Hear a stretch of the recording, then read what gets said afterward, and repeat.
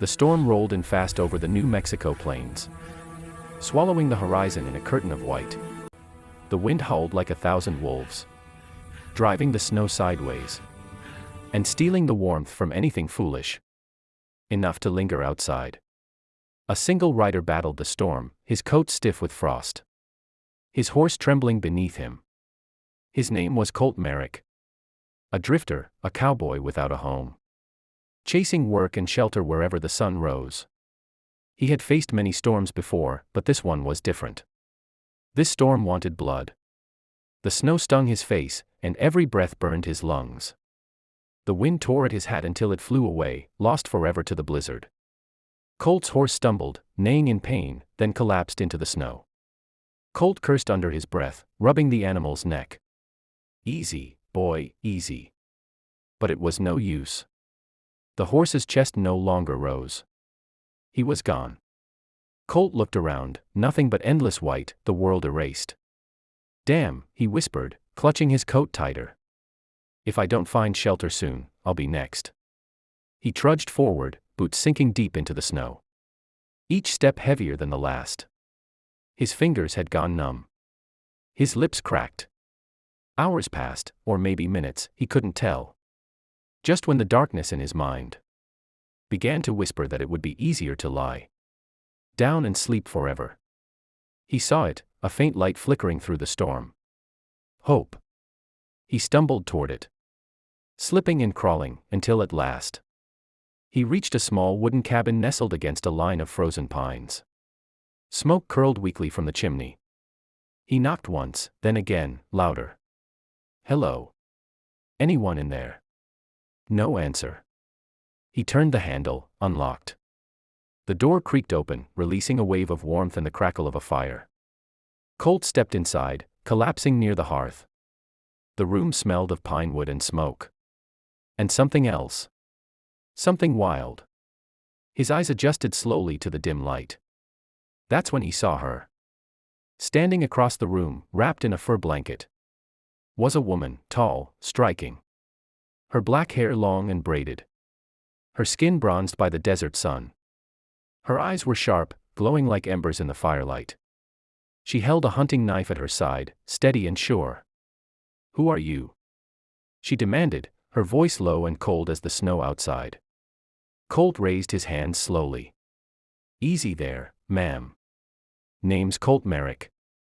My horse froze to death out there. I just needed a fire before I turned to ice myself." She studied him for a long moment, then lowered the knife slightly, but didn't let her guard down. "You're lucky I didn't mistake you for a thief. This cabin is mine." Colt nodded, shivering.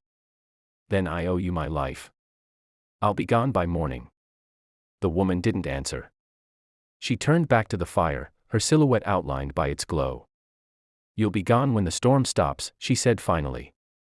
"And not a moment before. No man can cross the pass tonight and live." He watched her move, graceful, strong, but distant. The air between them was charged, not with fear, but something raw. She handed him a fur pelt. "Dry your clothes by the fire. But stay on that side." Colt obeyed, removing his soaked jacket, steam rising as it hit the warmth. The woman sat near the window, sharpening her knife. "You're Apache," Colt said softly. Not as a question but a truth he could see in her eyes. She didn't flinch. "And you're white," she replied.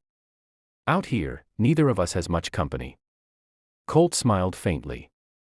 "Guess we both made poor choices in travel routes." A faint smirk tugged at her lips, the first sign of warmth he'd seen. Maybe so. The night deepened. The storm howled louder, shaking the cabin walls.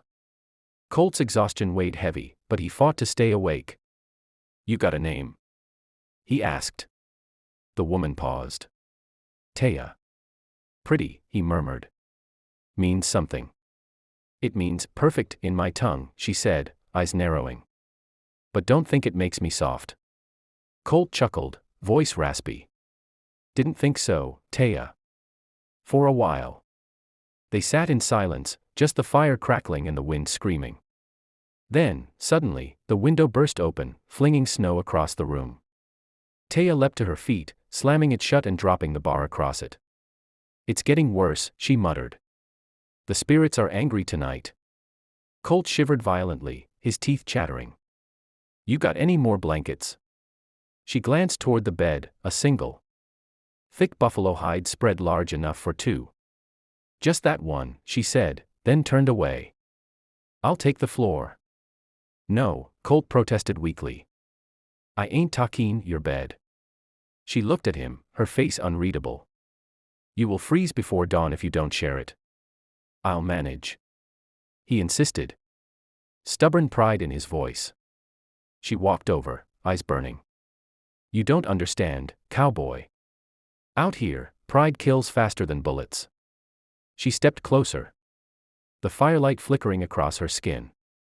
"Share my bed, or freeze. Those are your choices." The words hung between them like a challenge. Colt swallowed hard. He could feel his body trembling, not just from cold anymore. "If you're sure," he began, but she silenced him with a look. "I'm sure." She lay down on one side, motioning for him to join. He hesitated, then climbed beneath the heavy hide, careful to keep a respectful distance. But the cold crept in no matter what. Taya sighed. "Foolish men," she whispered, pulling closer until their bodies touched. Warmth sparking between them like the fire itself. He felt her heartbeat, strong, steady. "Why'd you help me?" he asked quietly. "You could have left me to die." "Because the snow already takes too much," she said. "I won't let it take another." Time blurred.